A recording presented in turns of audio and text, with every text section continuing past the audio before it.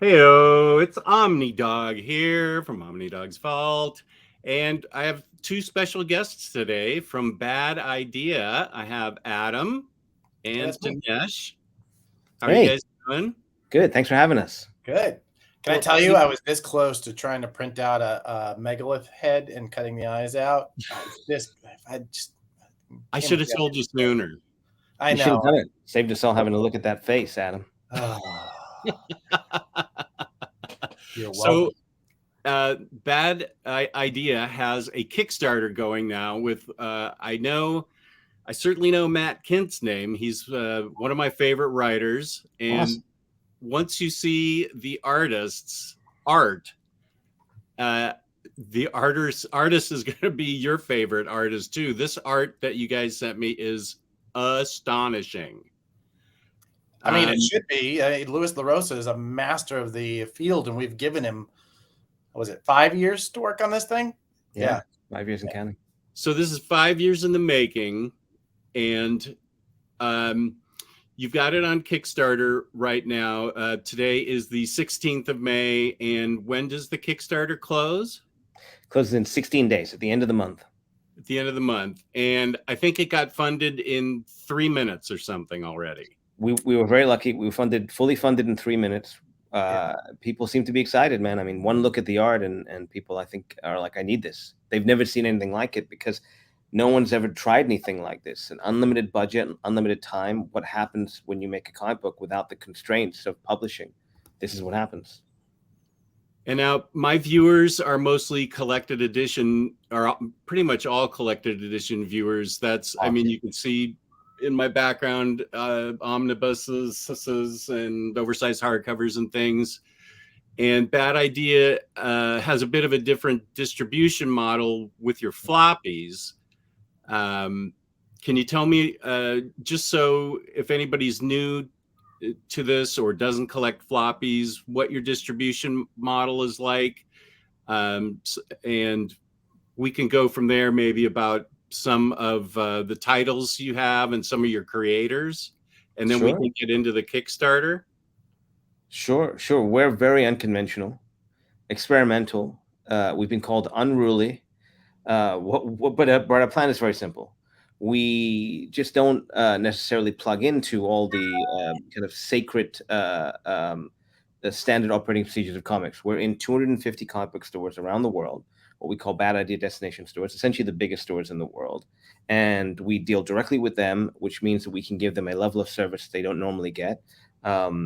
We tend to be seasonal, so we take our time, we build what we think are the best books you possibly can build, and then we go very, very hard and heavy into marketing to market those books, get the books into the stores, get the books out there, people read them, people seem to really enjoy the books. We've been very successful that way. And then we go quiet again, and we do things like we're doing right now with the Kickstarter, and while we're building books in the background. We don't do any variants, we don't do digital, we usually don't do collections. This is one of the very first forays we're taking into a collected world. And there's reasons we do that. The overarching idea is essentially we want to strip away everything that is non-essential to the storytelling, the medium, the artistry of comics, and we want to focus on that. And I think the work shows. If anyone's had a chance to read our books, you'll see that the storytelling, the artistry, the packaging, the production is of a level that's a little bit different than what everyone else is doing. And now so the only way for us to get any kind of, you have no plans to do any, like I just read ENIAC this morning. Awesome. Yeah, it's a great book. What'd you think? I loved it. Okay, good. It was great. I thought I had all day to read everything you sent me because I actually do have a pull box at Third Eye. Adam and I were talking about Third Eye earlier. Great store. One of our destination stores. Amazing. Yeah, and I've been going to Third Eye since 2008 when Steve was in like a tiny little store next door to a coin dealer. It was dinky. So Steve and I know each other pretty well. So when I heard about Bad Idea and I thought, this sounds interesting, I want to read these comics. So I just haven't been down to Annapolis to open up my pull box for a while. So I know I have some of your stuff in my pull box, but so there's the only way for me to read ENIAC is then with floppies. There's no plans to ever collect that into like a trade or hardcover or anything. That's correct. We're a little antiquated or analog in our approach. We believe in the comic book stores as the backbone of the comic book industry. We believe in the physical experience. We feel there's a tactile nature to storytelling. We feel like the vast majority of people that read comics, for instance, digitally, don't get the full page view, which is important to the storytelling. So we try to push people into stores. We try to get collected edition fans into stores to buy single issues and experience the monthly, sometimes weekly, depending on the book, physical experience. The collected editions simply an inventory costs equation. We all worked at Valiant together. We launched a company. We had a lot of success there. They've since moved on to have a different approach since we left. That's up to them. But what we found at Valiant was that comic books, when they're sold in single issues, tend to be a pretty robust business. The store orders what they think they can sell. We print to demand. The books are sent out. We have very small overages in terms of damages or returns. With collected editions, trades, and hardcovers, you print a huge order up front and you slowly trickle them out. The largest order is the first order, but it's not nearly the percentage that it would be for single issues. And then it trickles out, and we're stuck holding the inventory for years. And at Valiant, I remember looking at our books and looking at 7 figures worth of inventory costs that we're sitting on, paying for warehousing, but also paying for the books that are physically printed and are in our inventory. And that's a cash flow issue for a small company like ours that we don't want to take on right now. One day down the road, decades from now, perhaps it changes. I don't think so, honestly. It seems to be working. But certain books like Megalith, we're experimenting. We're always experimenting. And so experimenting with a kind of new distribution method through a crowdfunding campaign like Kickstarter, and with a very high-end collected edition, the kind of collected edition we haven't seen before in comics, and maybe for good reason, maybe not. We'll find out. Okay. And the way you can get, okay, so the only way you can get these is through floppies, which is fine with me because apparently I have a pull box full of them at Third Eye, and so I got to go down there because I did love ENIAC, and I noticed that you have a pretty amazing, solid roster of creators. We've been very lucky. I feel like I saw Peter Milligan in there, Joshua Dysart in there. Yeah. Who and so we'll get to the Megalith one that's by Matt Kindt. Can you tell me some of the other creators who have worked with Bad Idea? And sure, ENIAC was Matt Kindt, Doug Braithwaite, David Aja, Marguerite Sauvage. We had Rob Venditti, Zeb Wells, David LaFuente, Marguerite Bennett, Peter Milligan, as you mentioned, Thomas Giorello. Who am I missing? Adam Polina. Adam Polina. Yeah. Joe Quesada. Oh yeah. Luis LaRosa. I mean, it's there's not really a roster. We continue to add to it, but it is a who's who of comics. We've been very lucky. They like the approach, and I think specifically they like the fact that we're very focused on being collaborative, and we're very focused on the creative components of the books. We don't put books out that we don't feel are not just not good, but aren't spectacular. I think that's actually a big key, and it kind of goes back to something you were talking about earlier, which is, we all started this having done kind of big corporate comics for Valiant. Like, we started this with this idea of how do we make everything special? How do we make every release something we're proud of? And a lot of that comes with controls, right? How do you present this this book in the way that it's meant to, as Dinesh said, like as a full page, right? So digital means that you're not going to you end up with like panel by panel. How do we manage how it's presented to the customer? So much of that, if you want to control it, you kind of have to go through single issues with the select retailers who agree to the way that it's presented and the way that it's handed to customers.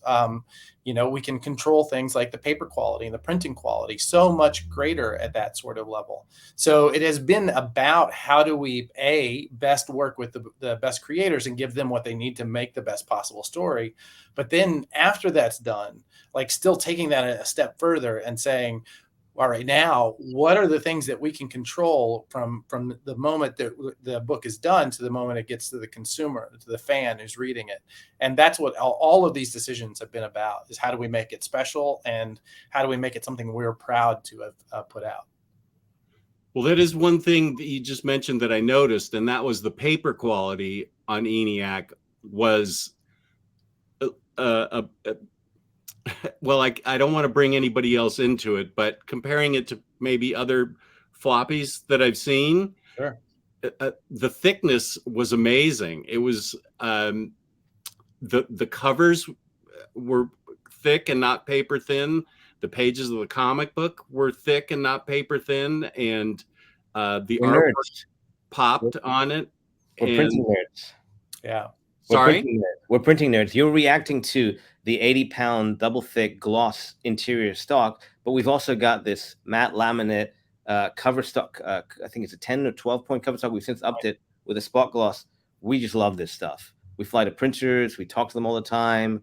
Life's too short to make shitty looking comics and shitty comics. We don't want to make comics for everybody. We want to make comics that some people absolutely love. And so Dinesh and I specifically are like absolutely nerdy about both the printing and like even things down to the warehouse. You talked about Third Eye. We were just in the Third Eye warehouse, and at the same trip we were in the New Dimension warehouses, which are incredible. But like this, like we're like real nerds for all of this process stuff to see how it goes and how we can best work inside of it, again, to make everything, the best it possibly can be. Yeah. Well, it sounds like you're nerds for quality control, which is not a bad thing. we think so. Yeah. If you reacted that well to it, I would say it's a great thing. That's you obviously look at behind you. I mean, if you with this surrounding you react that well to the product, it says we're doing something right. So yeah, I'll take it. Yeah, you're definitely doing something right. I was impressed with not only the content, but yeah, the quality of the product that I had, and the books that I had. They came. Thank you. They came bagged and boarded, and my wife heard me opening them up, undoing the tape, and she said, "That's your favorite sound, isn't it?" And I said, "It kind of is, yeah, yeah, it kind of That's is." your favorite sound, but you buy collected editions. You can't unbag a collected edition. Right. Well, yeah, Maybe you should. I'm known for keeping my collected editions in their shrink wrap until I'm ready to read them. So I have a bunch. 80% of my collection is still in the shrink wrap. So wow. I know that feeling. My viewers, that's a well. constant teasing point for my viewers on me, and that's fair. You do unwrapping videos where you finally open it up and you like, play. I do. You like really get into the binding, and I've seen some of those videos. That's I mean, obviously, there's a reason I felt comfortable in talking about process, because it's obviously something that you value. Yeah. Right. Yeah. When I do overviews of collected editions, that's the first thing. Besides, I show the front cover, the back cover, and then we go right to the binding to see how it looks. If it's glued, if it's sewn, if it's already separated, what the eye hole's like. So I'm not a binding expert, but I am a binding nerd. Since I feel comfortable, we're all three nerds here, so I feel comfortable admitting that. So when you approached the stores initially, was there a lot of pushback on the idea, or did you find stores were receptive to your idea of just having I think it's 200 stores around the country? 250. Yeah. Was there any pushback from that, or what was the first reaction like? How are you, 2 years old or 3 years old? It depends how you count. We were meant to launch the year the pandemic happened, and we launched 1 year afterwards. So I think we're 3 years technically now. Okay. No, it wasn't quite what you were expecting. We didn't have a plan that was crystallized and fully formed and said, here's what we're doing. we were fully partnered with the stores. We have so many relationships with stores, people like Steve at Third Eye, but many, many others. And we kind of chatted with them for a long time about, we're thinking about these problems in our industry, in our shared industry, and here's some solutions and how do they work. And some people would say, oh, that's interesting. Have you thought about this? Or, you know, how you could make that work, you tweak it. And so it was a plan that we built with them and distributors. Initially, we were going to be in 10 stores. It was full experiment. We thought we'd be very small and just see how things go. And I think we went to Comics Pro, and within the first hour, we were like, okay, I guess it's 25, actually 50. And then we launched the company with about 120 stores. We've grown to 250 now. We have a wait list even larger than 250 of stores that want to get into the program. We just don't have the infrastructure to get them in yet. And we're very nervous about not everyone not getting the books at the same time, or them coming damaged. Distribution, it's a whole nother business. And we're trying to figure that out with partnerships. So we're hoping to ramp up. We're hoping when we launch our next wave of single issues later this year, it'll be 300 stores. We'll see. We're going to keep growing. And there's also, this is interesting to me, there's also a limit to how many customers can get of your books. It's like one per customer, right? Yes, we try, and we have about 6 rules that we ask the stores to follow, where they put our bad idea books in the store so that they get maximum visual. One per customer. We don't want them selling for more than cover price for the first 30 days. We try to stamp out as much of the kind of speculation as we can. Nothing against speculators. They can buy a copy, they can read it, they can do whatever they want with the copy they've got. We just want to make sure that no one's going in early, grabbing them all, and then trying to sell them for double in the car park. That's something we're trying to avoid.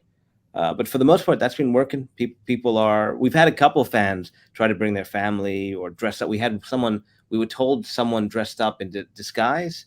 We were also told someone waited in the car park and paid people that were walking in, here's $10. Can you go buy that issue for me? People try and get around the rules.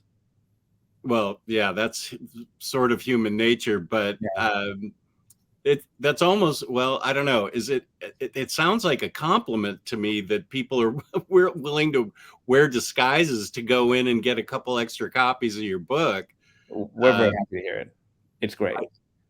I don't actually know what the secondary market is for any of your books, and for purposes of this video, it's not necessary to know, but it sounds like you're trying to keep it so that regular customers get their hands on the books first, and then after 30 days, that's up to them. But initially, you want those people walking into the store to be able to get the books.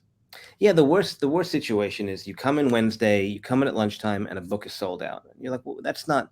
I didn't even get a chance. We like to, at least you can get in that weekend. If you've got a busy week, if you've got family obligations, work obligations, coming in a weekend. So we try and ask for, till the next Wednesday, 1 week, till the end of the month. So you've got 1 month, which gives you a lot of time, hopefully, to come in and get the books. But we know with the size of the creators we have, with the quality of the storytelling that our process builds, with the marketing that we like to do, and the limited number of stores, there should be a bigger demand than we're going to be able to supply. And that can lead to FOMO, it can lead to speculation, and it can lead to things that on the surface can look helpful but actually aren't. It's not helpful to us if people aren't reading our books. And it's not helpful to us if only half the people are reading our books. We want the vast majority, if not everyone that gets a bad idea book, to be reading it, because frankly, we know if they read a book like you've read ENIAC, you're going to be hooked. The quality across the books is equally across the books. ENIAC isn't the best bad idea book. It's just a bad idea book. And we don't put anything out that isn't of that level of quality or better. Yeah, I'm excited to read the rest of the books that you sent me. And I appreciate the fact that you sent me those. I will definitely get to them. Yeah, please do. I think you'll like them. I don't know what we sent you. I hope we sent you Pirate Queen, The End, Orc Island. Those are some of my favorites. Tankers. I'm fully expecting them to see them on your best of lists that you like to do. So yeah. I would have got to them all, but then my wife also gave me a honeydew list for today, and I was like, "Hey, I got an interview at 6," and she's like, "Yeah, well, comics, your time." So that's why I didn't get to them, but I at least got ENIAC, which I was happy with. Thanks for taking the time. Thanks for reading it. Oh, this is my job to read comic books. It's the best job in the world. Oh, yeah. That's what I told my wife that is my job. So now you've got. Have you done a Kickstarter for anything before, or is this your first Kickstarter? Yeah, we did. I'm going to be a little honest here. Adam might get angry at me. We did one Kickstarter before this. We called it Stop Bad Idea, because we try to be, when you're experimental, you create diversive points of view, right? People are very excited about some of the things we're changing, and some people are upset about things we're changing, and we try to be very open to both points of view, and we try to turn them into positive. So we like to give the haters, and there's not that many of them, but they can be vocal, a platform to talk about us and gets people thinking about us. So we created this campaign called Stop Bad Idea, where you could donate, you could back this campaign, and if we raised a certain amount of money that we never thought in a million years we'd raise, $2.6 million, we'll go away. The haters won, we'll go away forever. And we used it really as an excuse to market and talk about our new slate of books. And that was the last slate that had things like The Ends and Orc Island, Escape from Wyoming, 5 or 6 great books in it. And we did not think necessarily that the campaign would be a generator of money, just a generator of conversation. And I think our goal was $10,000, which we weren't even sure we were going to hit. We had 146,000. We were like, "What's going on? We've accidentally stepped into something here." Okay, one sec. This was crowdfunding to stop you from publishing. There wasn't an item that people. There was. So the item at the center of the campaign was, we took a book called The Hero Trade, which we did, and we collected all the different pieces of the Hero Trade into one collected edition, and people went gaga for it. And it did very well. So when we thought about what to do with Megalith, which is this book that we've had in our back pocket for years, because it's been slowly being built, and we knew it was something you could not replicate, something never before seen in comics, something of a level of artistry that is just the medium rarely, if ever, sees. We were thinking about, well, with a small publisher with 250 stores, this is a book that everyone in comics is going to want. How do we do justice to this book? And so we thought, okay, well, let's give it a platform like Kickstarter as the first foray, and we'll do a big collected edition, and we'll start there at this very high quality product, and we'll work our way down the streams. So yeah, tell me about that. So let's say I go to the tier that buys the hardcover, and we'll show some art here in a second. If I'm buying the hardcover, how does that help you with the comics, the single issues themselves? Yes. So what we thought is, we're going to put this out in the stores, but we can't just put it out as a regular comic, even the quality that we do. This thing, when people see the art, they'll understand this thing is like no comic before it. We have to figure out, and we just talked about us being printing nerds. We have to figure out a way to print this that is equal in excellence to the story and the art. And Laura Martin's art. So Matt Kindt's our writer, Louis LaRosa is our artist, Laura Martin, the best colorist ever in the history of the medium, is our colorist. Taylor Esposito, who just won the Ringo for best letterer, is our letterer. We went and we got the best of the best of the best across the industry, put them all together. And we've got Joe Quesada and Lenny Francis Yu and James Harron and Miko Soyan, all these people coming in to do work to celebrate this story as well. And we talked internally, and we realized all of us remembered as the very best single issue package Marvels, the Alex Ross book with the acetate cover and those cardstock covers, etc. Beautiful book. And we thought, okay, what if we start there and we take modern printing techniques and we try and build a better version of that book? And so we concocted something that is, to put it mildly, financially irresponsible for a publisher to do. We even flew and found the time, got approval, I should say, for the time to use a printer, actually a printing press that has never been used in comics. It's usually reserved for just the absolute most luxury ink on paper items in the world. Hashin, etc., uses it, and we managed to get time on that printer. So the printing itself, ink saturations, ink densities will be just phenomenal. But again, financially irresponsible. So we thought, okay, maybe we shouldn't do that. And we thought, we got to do it. We have to do this. How do we do this? I mean, you look at that art, and it deserves the best possible packaging you can find, right? It truly does. So we thought, okay, well, let's let the fans decide. We wager that given the choice, they would want this to happen. So we built this campaign with a very high end collected edition of Megalith, and we said, fund this campaign, and we will take the proceeds and we will put it into this printing and into this ridiculous single issue package, and that will help us be less financially responsible. At the same time, you're able to get, for helping support this, you're able to get this very high end hardcover.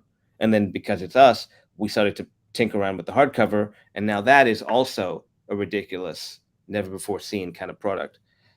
We just can't help ourselves. but it's also, as I'm saying, it's the book. The book is it. You look at this thing and you're like, it needs it.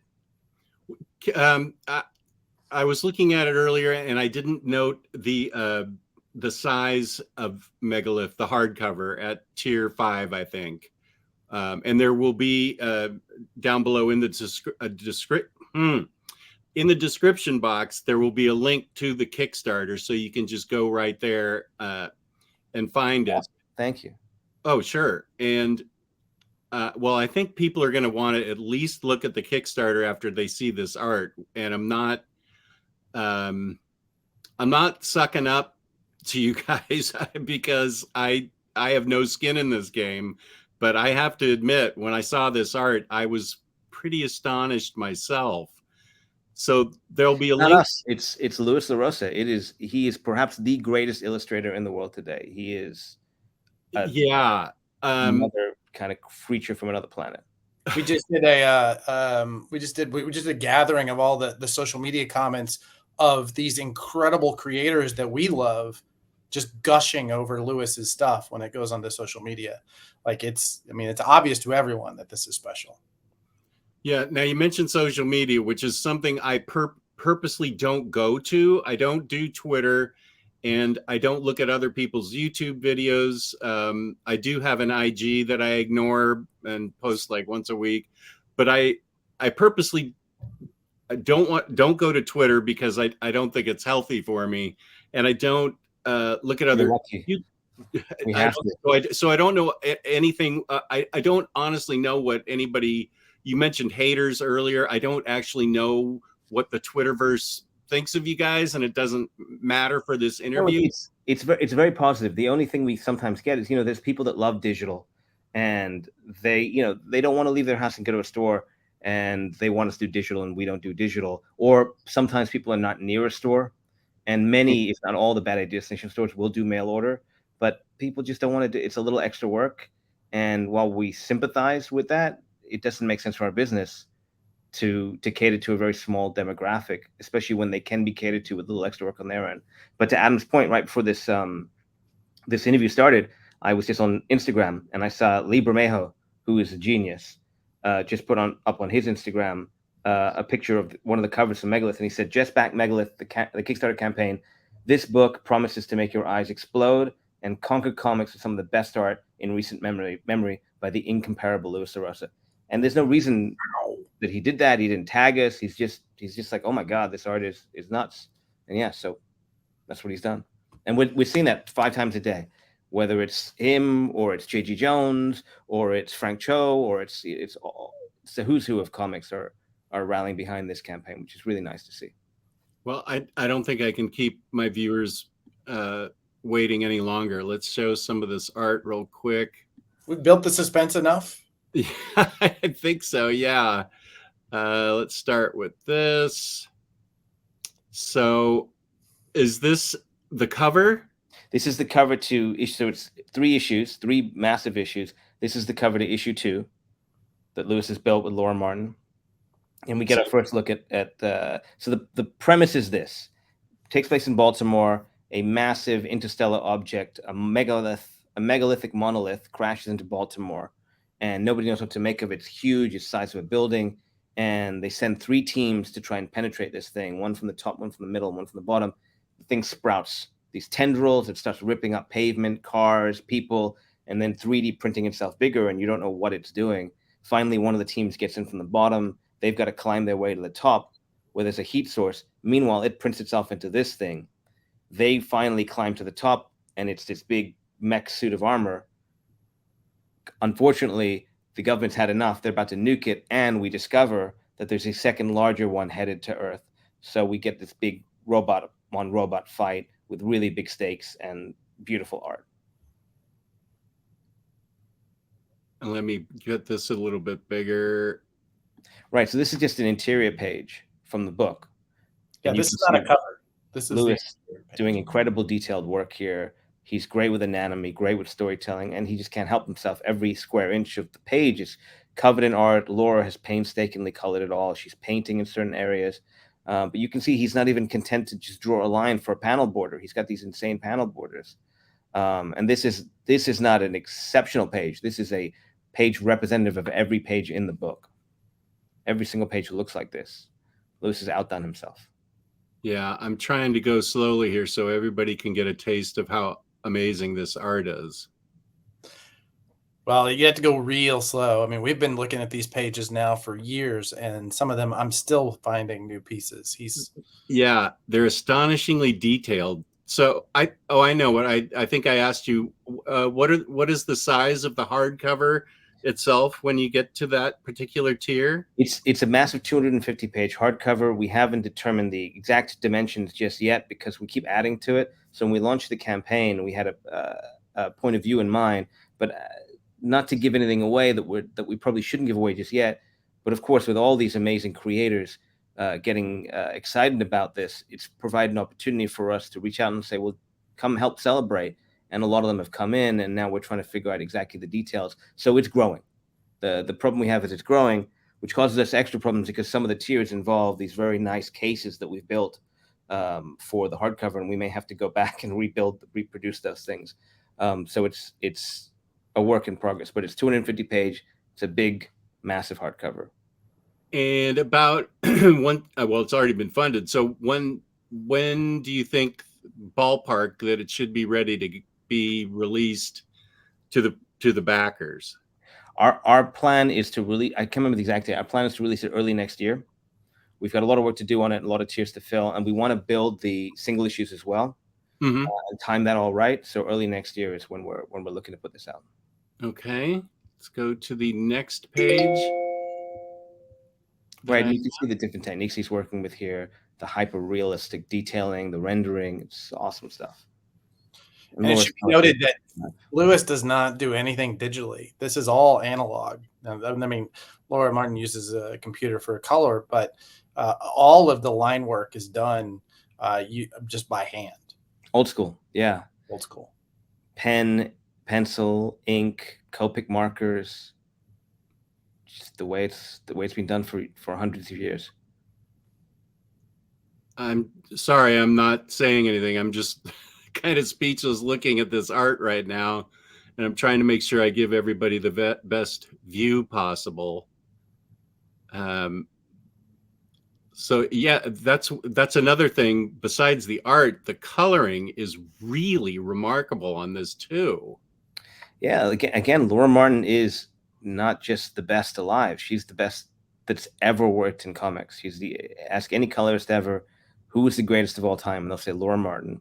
And she is, she's so smart with color theory, color choices, etc. But she also, I think, I'm speaking for her now, but in working with her for us on this, we've come to realize that she is aware of just the level of work that Lewis is doing, and she's bringing her own. She's upping her game as well. So this is some of the best work, if not the best work she's ever done as well. And our job is trying to give them the space. This is one of my favorite.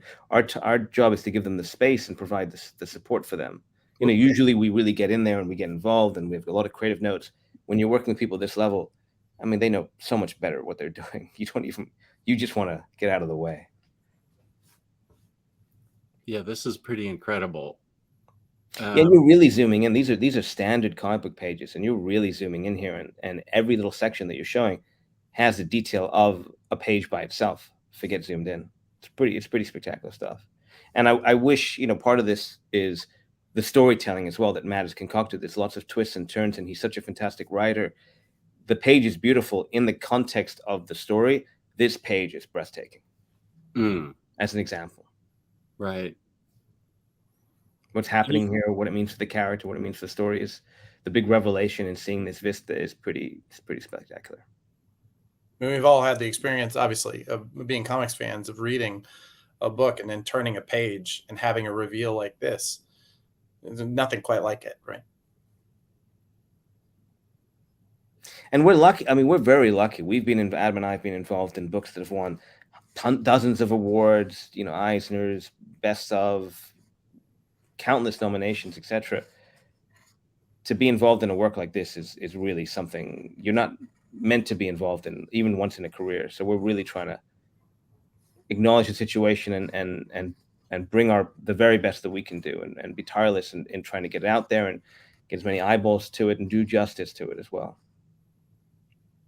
And this page is from issue 3. We're purposely not showing anything but this page from issue 3. There is a fight sequence in issue 3 that is written and drawn unlike any I've ever seen in any medium. It is bone crushing. You hold your breath reading this thing, which is an experience I've never had in comics. So we're trying not to give away spoilers, but still showcase to people just the level of our artistry here. Right. Well, breathtaking is a good way to describe this particular page. And just look at the colors here. Wow. Yeah, Laura's, she's a genius. Yeah. So, you know, it's funny. We've done a couple of these shows, and it's rare that anybody shows the pages like this and takes the time. And I'm seeing why now, because it is legitimately leaving you speechless. And I think it's I know. That's why I'm hoping you guys will fill the dead air coming from me. That's why I'm glad you're talking and explaining it all, because I want the viewers to be able to soak up the art. And based on Matt Kindt's track record, I mean, I'm a big fan of his. So I just sort of assumed the story is going to be good. And looking at this artwork, yeah, I'm at a loss for words, because I'm just staring at it myself. As I said, again, this page is another one where the storytelling revelation here. This page is where the story goes from the window that you're seeing it to this massive, mind-boggling kind of storytelling that Matt is so good at setting expectation for us and then revealing, which is why we're not showing lettered pages for a lot of these things. A lot of these pages you have in colors. We have not released lettered. We've shown different pages lettered, and we haven't shown them colored. It's a very conscious choice to not give this away. But Lewis really went to town on this sequence especially. Every panel is rendered almost to the extent that you would render an entire page, because each one of these is, without giving away, each one of these is a window into a much larger tapestry. We could build entire books on each one of these panels right here, and what they're revealing. It's very cool. Okay, let's see. Okay. Yeah, and even this one, the detailing, the textiling, the body language, the acting, it's the anatomy, right? Yeah. I mean, that's just that musculature and that muscle structure of what he's built underneath these characters. It's just. And then this fight, this is another one we haven't shown pages that come right after this. This fight is a really, really cool fight too, between these two. And we're not telling anyone who they are or why they're here. Graphic, and I'm like, what's going on in that guy's arm? And are those like tendrils on the guy's arm? And what's going on with this guy? He's all deformed and has some kind of something going on in his back. And I'm pretty fascinated already. And these guys look like they're facing off. Yeah. They're facing off over here. Yeah, Lewis's influences, man. They're everyone from, you know, Jim Lee to Jack Kirby to Richard Corbin to Joe Quesada. In terms, you can see a lot of Quesada here, actually, early '90s Quesada, in terms of the paneling and the composition. Barry Smith, I mean, he's up there. For me, he's up there. You're never meant to say as some of the works in publishing, this is better than this. It's very hard not to say this is among the best things, that if not the best thing that's ever been done in this respect. And this is the cover to issue 1. The cover to issue 1. Okay. No, wait. Do I have something else, or is this it? This is it. Okay. Let's get this a little bit bigger. There we go. so we can see some detail here. This is a pretty bitchin' cover. I'm really digging. We're gonna put that down. Omnidog. This is a pretty bitchin' cover. Please do. Yeah, I need a blurb for once. This cover is owned by, the original art is owned by a pair of massive feature film directors, genre feature film directors. We've recently learned that a lot of the art from this book has been quietly been snapped up by these very wealthy, very successful artists, filmmakers that understand how talented Lewis is and are big fans. And so this one specifically is hung up in a very important place. It's already been sold and it's hung up. Yeah, that's what we just learned. So I'm out of luck. We've been talking to Lewis about exactly that, because we've had a lot of people get in touch with us during this Kickstarter and say we'd love to be involved, we'd love to have a piece of art. So we've been talking to Lewis about how to solve for that. One of the things we have done is there's a tier in the campaign, and there's only a few left, I think, but there's a tier in the campaign where you can get the hardcover itself. You can get all the additional comics that we're giving away. Lewis will do kind of an overpaint on the hardcover, and then included inside the hardcover will be an original art, original piece of art, original sketch that he's done. He's never done a formal commission list. He's been too in demand and too detailed in this process to find the time to ever do a formal official commission list. But he very graciously agreed to do a handful of pieces of original art for us for this campaign. So they actually sold out, and then we called them and we're like, we did not supply anywhere near demand. People are going nuts for this thing. Could you find the time to do a little more? And he graciously agreed to do a few more. So we have those up. I think they're still available. Well, first of all, I appreciate the fact that you didn't laugh when I said, well, I'm out of the running for against a couple of major feature film directors. I highly doubt I have the dosh to go up against them and buy this cover, but it's exciting to know that there's a tier where you can get some art. Yeah, I would move quickly though. I think we sold one during this interview. So right on. Do I get a commission? We tried. We'll talk about that offline. We tried to think about the campaign in terms of us as fans. What would we want? What would we want to see a publisher do for a book like this? What would the book look like? What would be inside the book? In fact, one of the things that we did that I think a couple other publishers like you guys are idiots. You left money on the table. Is the hardcover itself is the entire Megalith series by Matt Kindt, Louis Oressa, Laura Martin, Taylor Esposito, and then we've built 8 kind of stories in the world of Megalith with people like James Harron and Lenio Francis Yu and Joe Quesada and Mika Sari and a bunch of others that we can't announce just yet.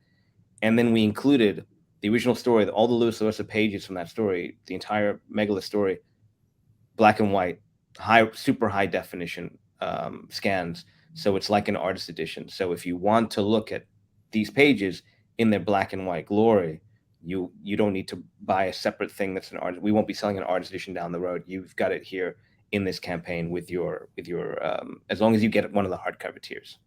So if I get a hardcover tier, I'll get all the extra 8 stories. All 8 stories will be collected in the hardcover, so you'll have everything you need to read. Okay. You'll get about half of them at just depends what tier. At the lowest hardcover tier, you get about half of them. At higher tiers, you can get more of them as standalone comics. People want to collect the standalone, the separate single issues. But if you're concerned about reading the story, any tier that has the hardcover has the entire story, every piece of it. We wanted to make it nice and simple. It's just if you want to collect limited edition things, then you can go higher and do all sorts of wacky stuff. Okay, yeah, just so my wife is upstairs, I'm definitely going to be doing a higher tier. Okay. I'm just whispering that into the microphone. Okay. No, I don't think I can afford this, but totally understand. Yeah, you should definitely spend things like that on your, groceries and things. Yeah, exactly. Okay. Absolutely. Okay, that was amazing. Completely understood. Good. As long as we're clear. Okay, so how many?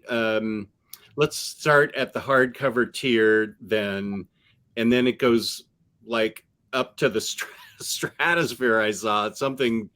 What's the highest tier get you? The highest tier doesn't get you any of the things we've talked about. We have one tier that is just the cover to issue 3 of Megalith. and it's a piece of original art. It's the one we were able to squirrel away and involve in the campaign. That's the highest tier. But the highest tier that involves everything we're talking about, we concocted this kind of presentation case. We call it the Megalith Premium Home Exhibition Case. And it is this really high-end luxury box that the hardcover goes in. You get the hardcover with the overpaint, with the original art, plus all the other comics, etc. Some toys. We've got some really cool vinyl toys. But this case, you open it up, and the inside case has a video screen. And on that video screen, automatically will play a video from the creators, Matt, Kindt, Louis Rosa, directed at you. So if you get it, we'll get your name, we'll get your info, and Matt and Louis, whoever, will say to you, hey, do you open up? Hey, Jess, thanks so much. Congratulations. Matt's got a whole thing. I don't want to ruin it. He's going to go above and beyond to create these videos. And it's kind of like an at-home kind of a meet and greet, an at-home a personal exhibition of Megalith, and personalized to you from the creators. It's very cool. That would be perfect for me because I don't like to leave the house. Yes, me too. No, Now it's coming to me if I get that edition. Yeah.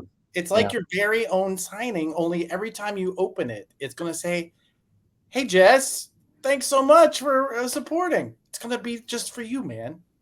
It is more than that. It is that, but it's more than that. It's not just that. I want to make like where this is going. Yeah. Matt has got a crazy plan. He does not do anything halfway. He is the mad genius of comics. Yes. Oh, well, that's exciting to hear. That's very exciting. So there are several different tiers on the Kickstarter, and there's a link in the description box for everyone to go to check it out. And is there anything you feel that we've left out? We showed the art. We got me excited about a possible blurb on the back, possibly getting a video dedicated to me. Is there anything else? I've got a question. You are obviously clearly an aficionado of hardcovers like this.